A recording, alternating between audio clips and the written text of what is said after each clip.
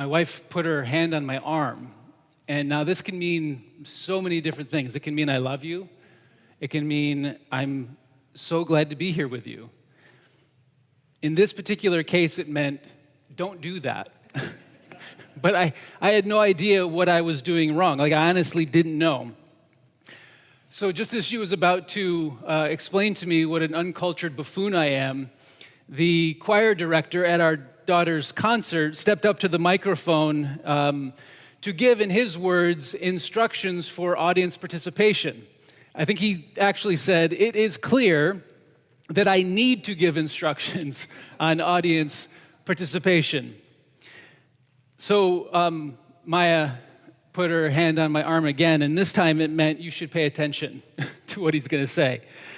So he said, if you are going to clap, you need to wait until I put my arms down at the end of the song, right? This is what you're supposed to do. This allows, he said, for a moment of pause so that we can sit with what we just heard, so we can hold on to it. And then we can decide if it's worthy of our applause. Clapping immediately, without thinking about it, is essentially like saying, we're glad that's over, now get off the stage, right? Of course, as soon as he finished giving these instructions, there were a group of students sitting behind us who wanted to show their teacher that they were listening by immediately clapping him off the stage without a pause. Now, I've probably heard this speech at all of the concerts. All of the concerts. I've heard it before, and apparently I keep forgetting. Now, to be clear, I wasn't the one leading the way too early clapping, but I was just going along with what everyone else was doing, except for my wife. She was doing the right thing. But this time, that little explanation about why we're doing it made sense to me. It caught my attention because it added more intention to what we were doing and what we were not doing. Like the reason for pausing. Like, why do we pause? Why do we wait? And then also the reason for clapping. Now, a worship service is not a concert. It's not the same thing as a concert, which means that clapping is not a barometer for the quality of the music. We are not voting with our applause on what songs we like and what songs we don't like. We're not here to decide who deserves applause and who does not. But if that's the case, if this is not a concert, if it's not the same thing, then what are we doing? So this is sort of an add-on to a sermon series that I was doing earlier, talking about how our repeated acts in worship, week after week, the things that we do are shaping us and forming us in meaningful ways. And to help us think through those things, we were looking at the beginning of the book of Genesis. So today, we're going to look at the story of the Tower of Babel in Genesis chapter 11. And to be clear, this story is not at all about clapping. But maybe it can help us understand our different approaches to how we engage in worship. Maybe it can help us find some touch points or connections to what we're talking about in our worship experience. All right, so Genesis chapter 11, starting in verse 1. Now the whole earth had one language and the same words. As people moved east, they found a plain in Shinar and settled there. They said to each other, "Come, let us make bricks." Okay, so this is one of those moments where the Bible is putting its hand on our arm and saying, don't do that. You shouldn't do that. Don't make bricks. I mean, not literally don't make bricks, but metaphorically or theologically. Because in the larger story of the Bible, bricks are a symbol of slavery. It was in Egypt where God's people suffered under heavy labor and were forced to make bricks in order to build cities for Pharaoh, in order to further the efforts of the empire. Continuing in verse 4, then they said, "Come, let us build ourselves cities and a tower that reaches to the heavens, so that we may make a name for ourselves and not be scattered over the face of the whole earth." Now, I mentioned this when we were reading through the book of Revelation, that the way of empire is conquering and always conquering, because there is no end to gaining more and more and more. Empires will not be satisfied until they have conquered the whole earth. And once they have conquered the whole earth, they will not be satisfied until they have conquered heaven and placed themselves above God. On the back of slaves, they will make a great name for themselves. So, as readers, if we notice these hints, if we notice that making bricks means enslavement of other people, and if we notice that building a tower to heaven means that the empire is not satisfied until they have conquered everyone and everything, if we notice that, we might not need to read the whole story to be critical about what's happening here. This is clearly not moving in a good direction. We might not need to pause and reflect on what's happening before we react. In fact, we might be surprised that God's judgment of this doesn't come immediately. Why no lightning bolt from the sky? Why is there no large foot coming down out of a cloud to crush this city and this movement? Well, this brings us back to that meaningful pause that allows us to hold an experience and sit with it a little longer than we might think is necessary. Instead of immediate judgment, verse 5, it tells us that the Lord came down to see the city and the tower they were building.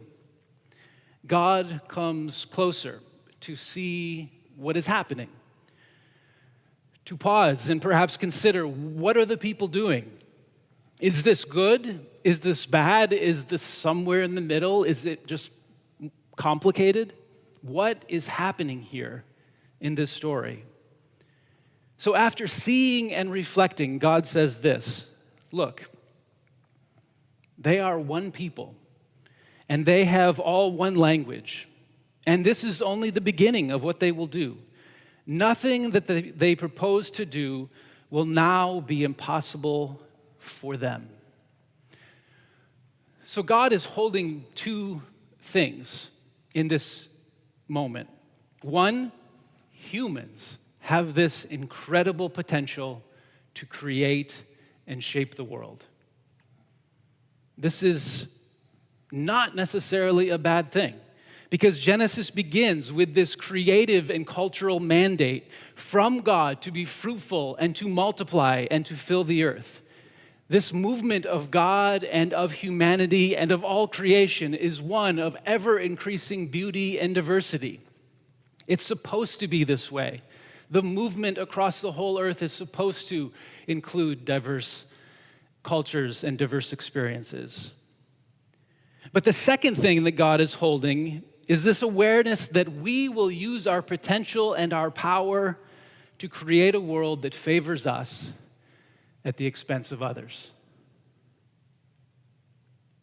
We will want to stop this scattering or this multiplying diversity. We will seek to create a society where there is one right way, which also happens to be my way. One valid perspective. Those who are like us are good and righteous, while everyone else who is different is dangerous. So this is God's response. Come, let us go down and confuse their language so that they will not understand each other. So the Lord scattered them from there over all the earth, and they stopped building the city. This is God's judgment against Babylon's way of empire, to give them and to give us the gift of diverse languages and cultures. It's like God's way of judgment in the book of Revelation, to shine light and love into the world. Okay, so what does this have to do with clapping in worship? Some of us like to clap after songs more than others. Some of us, you can tell your husband later on that I talked about clapping, like to clap after songs more than others. And to be clear, and you can be clear with your husband as well, clapping is a perfectly appropriate expression of worship and gratitude. In a couple of weeks, when we go to Calvary Baptist, there's going to be a lot of clapping, and it's meaningful and an important part of worship and an expression of gratitude to God and to one another. I mean, we have singers and musicians who have worked most of their lives, practiced, and honed this potential that they have to create something beautiful. And then on Sundays, they come and they give that beautiful gift to us to enjoy, right? To receive something good and beautiful that can be shared and can inspire gratitude. So, if we experience that as they lead us in worship, and we want to acknowledge that by clapping, then, from my perspective, we are honoring God and the way that God works through each of us in different ways. So if you want to clap, this is a funny conversation to have. Presbyterians need to actually have a conversation about whether clapping is okay or not. So let me just say, like, from my perspective, if you want to clap, by all means, clap. But again, clapping is not the only way to express appreciation. For some of us, holding the music and experiencing it sort of in thoughtful silence is also a perfectly valid expression of gratitude and worship. So, if you want to remain silent, you are free to remain silent and to hold the music quietly. Expressing our gratitude and our love for God and our love for one another comes in so many different languages. Sometimes it comes in a pause. Sometimes it comes in the sound of applause. Sometimes it comes in singing. Sometimes it comes in just listening. Sometimes it's going along with the rest of the community. Somebody started clapping, so we'll join in. That's valid. Sometimes it's doing what is most meaningful to us in any given moment, regardless of what other people are doing. When we allow room for the person next to us to be different and to respond differently and to express themselves differently, we are learning to live in the world that we live in. We are learning to live in a world that is beautiful and diverse. Having said that, the one place where I'll ask you to refrain from clapping is after the musical meditation. There's the sermon and then a musical meditation, which leads into a moment of prayer. And now, you, as a congregation, usually don't clap at that point anyway, but it's just good for me to say it out loud. It's a moment that is intended to be held. It's a moment where we're intended to experience something beautiful and to have a moment to be reflective and to just hold that moment as we move quietly into prayer. So in a few moments, Alex will be here again to play for us the musical meditation. And Alex, just know, he's actually out in the narthex. Alex, as you play the meditation, I just want you to know that our silence after the meditation is a profound expression of our appreciation and gratitude for you and to God. Sure. When he plays the postlude, we can all clap after that. But this is just an opportunity in the worship experience to create space for people who want to express themselves in worship in different ways. And the musical meditation allows those of us who like to remain silent to have our moment. All right? Well, let's see how it goes. Please join me in prayer.